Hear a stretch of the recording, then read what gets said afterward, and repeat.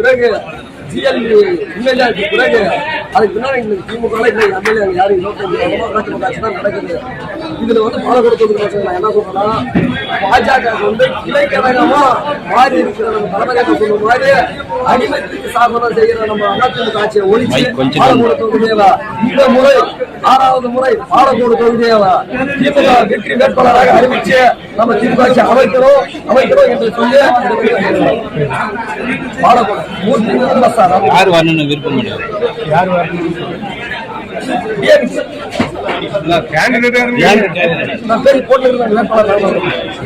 பேரை சொல்ல முழு பேர் எம்.ஆர். ராமு பாலக்கோடு ஓகே.